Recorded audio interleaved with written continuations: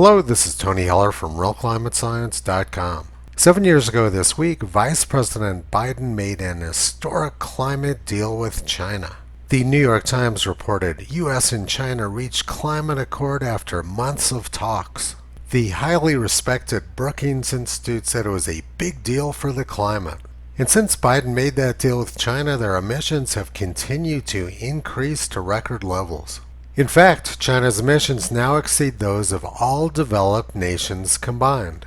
But no worries for the climate. Almost 7 years to the day after his first agreement with China, President Brandon has made another one. The president understands that he can save the planet by recycling the same meaningless deals he made 7 years ago.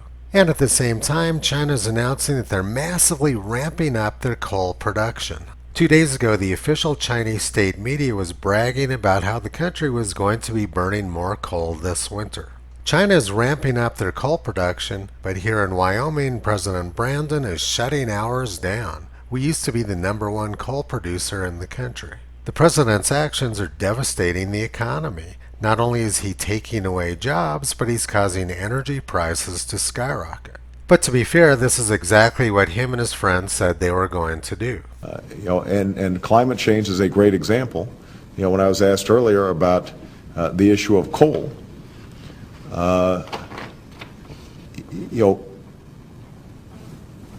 under my plan of a cap and trade system, electricity rates would necessarily skyrocket. Even regardless of what I say about whether coal is good or bad, because I'm capping greenhouse gases, coal-powered plants, natural gas, you name it, whatever the plants were, whatever the industry was, they would have to retrofit their operations. That will cost money. They will pass that money on to consumers. President Brandon is taking good care of China, and he has a long history of doing this. This was one of many stories from last autumn which the press chose to bury ahead of the election. Biden's family gets millions of dollars from the Chinese, and in return he makes fake climate deals with them which allow them to continue ramping up their coal production.